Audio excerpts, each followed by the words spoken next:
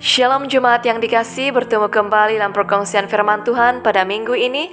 Dan sebelum kita mendengarkan perkongsian firman Tuhan, saya ingin mengajak semua jemaat untuk berdoa bersama-sama. Mari kita berdoa. Bapa di surga, kami mengucap syukur karena kami dapat mengharungi liku-liku kehidupan yang ada. Bukan karena kekuatan kami, tapi semua itu karena berkat penyertaan-Mu. Sebentar nanti kami akan mendengarkan perkongsian firman-Mu. Biarlah Engkau yang berbicara untuk setiap pribadi kami, supaya melalui firman-Mu yang kami dengar, ini dapat mengajar kami untuk hidup dalam kepatuhan kepada Engkau. Terima kasih Bapa, dalam nama Yesus kami berdoa. Amin. Jemaat yang terkasih, mari kita buka Alkitab di Kejadian 19 ayat 12 hingga 22 di bawah tema Sodom dan Gomora dimusnahkan, Lot diselamatkan. Ayat yang ke-12. Lalu kedua orang itu berkata kepada Lot, "Siapakah kaummu yang ada di sini lagi? Menantu atau anakmu laki-laki, anakmu perempuan, atau siapa saja kaummu di kota ini?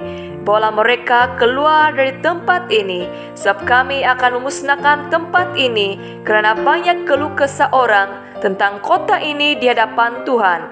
Sebab itulah Tuhan mengutus kami untuk memusnahkannya." Keluarlah Lot, lalu berbicara dengan kedua bakal menantunya yang akan kawin dengan kedua anaknya perempuan, katanya, "Bangunlah, keluarlah dari tempat ini, sebab Tuhan akan memusnahkan kota ini."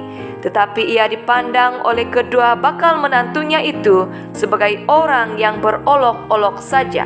Ketika fajar telah menyingsing, kedua malaikat itu mendesak Lot supaya bersegera, katanya, "Bangunlah, bawalah istrimu dan kedua anakmu yang ada di sini, supaya engkau jangan mati lenyap karena kedurjanaan kota ini."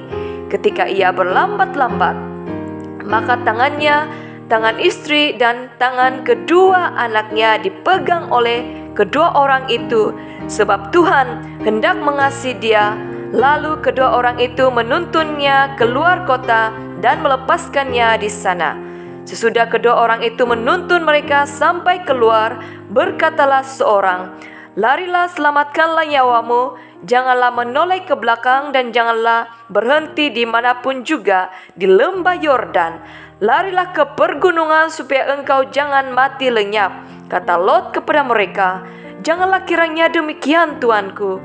Sungguhlah hambamu ini telah dikaruniai belas kasihan di hadapanmu, dan tuanku telah berbuat kemurahan besar kepadaku dengan memelihara hidupku. Tetapi jika aku harus lari ke pergunungan, pastilah aku akan tersusul oleh bencana itu sehingga matilah aku. Sungguhlah kota yang di sana itu cukup dekat kiranya untuk lari ke sana. Kota itu kecil, izinkanlah kiranya aku lari ke sana. Bukankah kota itu kecil? Jika demikian, nyawaku akan terpelihara." Sahut malaikat itu kepadanya, "Baiklah, dalam hal ini pun permintaanmu akan kuterima dengan baik. Yakini kota yang telah kau sebut itu tidak akan kutunggang tebalikkan. Cepatlah, larilah ke sana, sebab aku tidak dapat berbuat apa-apa sebelum engkau sampai ke sana." Itulah sebabnya nama kota itu disebut Zoar. Jemaat yang terkasih, tema kita pada bulan Februari ini ialah kepatuhan, dan subtema kita pada minggu ini ialah patuh kepada pesuruh Tuhan. Penulis kitab Kejadian ini ialah Nabi Musa. Kitab Kejadian ini merupakan kitab permulaan. Dalam perbacaan kita sebentar tadi menyatakan bahwa Lot yang merupakan saudara kepada Abraham tinggal bersama-sama dengan istri dan dua orang anak perempuannya di kota Sodom. Penduduk kota Sodom hidup dalam noda dosa, di mana penduduknya melakukan homoseksualitas, lesbian, perempuan dengan perempuan, gay, lelaki dengan lelaki, dan hawa nafsu homoseks. Allah sangat memandang keji perbuatan demikian. Oleh itu Allah murka ke atas penduduk kota Sodom dan Gomora, sehingga ingin memusnahkan tempat itu beserta dengan penduduknya. Apabila Abraham mendapat tahu bahwa Allah akan musnahkan kota Sodom, Abraham memohon belas kasihan daripada Allah karena Abraham ingat akan saudaranya Lot dan keluarganya yang tinggal di kota Sodom. Allah juga mengasihi Lot dan keluarganya, maka Allah mengutus 2 malaikatnya yang menjelma menjadi manusia untuk datang ke kota Sodom agar dapat memberi amaran, peringatan, dan membawa Lot serta keluarganya lari dari kota Sodom karena Allah akan memusnahkan kota Sodom. Melalui pembacaan teks ini kita belajar bahwa walaupun penduduk kota Sodom hidup dalam dosa, namun Allah tetap melihat bahwa Lot dan keluarganya hidup dalam takut akan Allah, meskipun mereka tinggal di tengah-tengah penduduk kota yang sedemikian rupa, sehingga Allah berbelas kasihan kepada Lot dan keluarganya. Sebelum kota Sodom dimusnahkan, Allah memberi kesempatan kepada Lot untuk mempersiapkan dirinya, istrinya, 2 orang anak perempuannya, dan 2 orang lelaki yang bakal menjadi menantunya. Mendengar berita tentang hukuman, pemusnahan kota, dan harus meninggalkan segala sesuatu, itu bukan hal yang mudah dan senang untuk dilakukan dan diterima.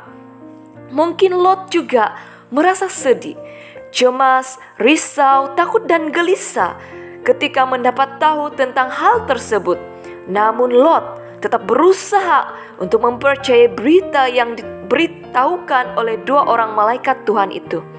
Lot berusaha untuk menerangkan hal tersebut kepada istri dan 2 orang anak perempuannya serta kepada 2 orang lelaki yang bakal menjadi menantunya. Namun malang sekali karena 2 orang bakal menantu Lot tidak mempercayai kata-kata Lot. Ketika fajar telah menyingsing, kedua malaikat itu mendesak Lot agar membawa keluarganya meninggalkan kota Sodom. Ketika malaikat melihat bahwa Lot sepertinya berlambat-lambat, mungkin Lot sedang berpikir, bergumul dan berat hati untuk mengambil keputusan meninggalkan rumahnya, hartanya, dan seluruh apa yang dia miliki di tempat itu. Maka malaikat Tuhan memegang tangan Lot, istri Lot, dan 2 orang anak perempuan Lot, lalu menuntun mereka keluar kota dan melepaskan mereka di sana. Malaikat Tuhan memberikan pesanan, amaran, dan nasihat kepada mereka supaya mereka tetap selamat. Antara pesan malaikat Tuhan kepada mereka yang pertama, larilah, selamatkanlah nyawamu, berarti berlari meninggalkan segala kejahatan kota Sodom, berlari mencari keselamatan yang daripada Allah. Yang kedua, janganlah menoleh ke belakang, artinya melupakan segala kemewahan, kesenangan, harta benda, dan material, serta hal-hal duniawi. Yang ketiga, jangan berhenti dimanapun juga, supaya tidak mengalami keputusasaan, kecewa, sedih, dan takut, tetapi tetap melangkah dalam iman sehingga tiba ke tempat yang dituju dan memulakan hidup yang baru. Apakah Lot, istri, dan 2 orang anak perempuannya patuh kepada pesuruh Tuhan itu? Ya, Lot, istri, dan 2 orang anak perempuannya patuh kepada pesuruh Tuhan itu dengan melakukan seperti apa yang dikatakan pada mulanya. Namun, apabila mereka berada di pertengahan jalan, istri Lot menoleh ke belakang, lalu dia menjadi tiang garam karena ketidaktaatannya kepada perintah Tuhan. Di sini kita belajar bahwa apabila kita patuh kepada pesuruh atau utusan Tuhan, maka pertama, Tuhan akan mengingat akan kita, di mana walaupun kita hidup di tengah-tengah orang-orang yang berdosa, Tuhan tidak akan pernah melupakan kita. Amin. Yang kedua, Tuhan mengasihi kita, di mana Tuhan tidak menghukum kita bersama-sama dengan orang-orang yang berdosa. Amin. Yang ketiga, Tuhan menyelamatkan kita, di mana Tuhan akan melindungi kita, menyertai dan memberkati kita supaya kita tidak dibinasakan. Amin. Tetapi jika kita tidak patuh kepada pesuruh dan utusan Tuhan, maka kita akan menerima hukuman akibat ketidakpatuhan dan ketidakpercayaan dan ketidaksetiaan kita. Seperti istri Lot yang tidak mendengar perintah malaikat, di mana dia menoleh ke belakang dan menjadi tiang garam. Untuk patuh kepada pesuruh dan utusan Tuhan itu memerlukan keterbukaan hati, kelembutan hati, dan kerendahan hati.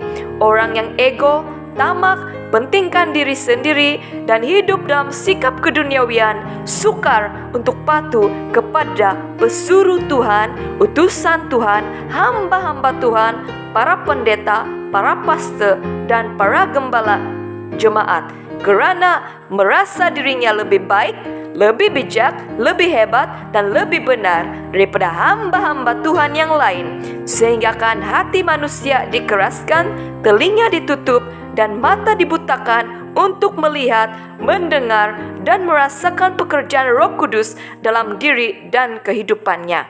Marilah kita menjadi pribadi yang patuh kepada pesuruh dan utusan Tuhan, maka kita dan keluarga kita akan terselamat. Amin. Mari kita berdoa. Bapa kami yang berada dalam kerajaan syurga, kami mengucap syukur ya Tuhan melalui firman-Mu yang telah kami dengar, bahwa walaupun kami tinggal di tengah-tengah orang-orang yang berdosa, tapi selagi Engkau mengasihani kami, Engkau tidak akan pernah melupakan kami, tapi Engkau berbelas kasihan kepada kami dan akan menyelamatkan kami dan membawa kami keluar daripada tempat-tempat yang kotor dan berdosa. Bapa, tolonglah kami supaya kami tidak mengabaikan pesanan-pesanan para hamba-hamba-Mu, para pendeta, para pastor, para gembala dan pesuruh-Mu Tuhan, supaya kami tidak mengalami kebinasaan, terutama dalam keadaan dunia seperti sekarang Tuhan. Begitu banyak cabaran, goncangan, dan halangan yang terpaksa kami lalui setiap waktu. Tapi kami percaya, selagi kami patuh kepada Engkau, Engkau akan mengasihani kami, melindungi kami, menyertai kami, dan menyelamatkan kami. Terima kasih Bapa. Dalam nama Yesus Kristus, kami menyambut kebenaran firman-Mu ini dengan penuh keimanan dan penuh kesyukuran. Dalam nama Yesus kami berdoa. Amin. Salam kasih dari saya Gembala Felianivo. Tuhan menyertai dan memberkati kita semua. Amin.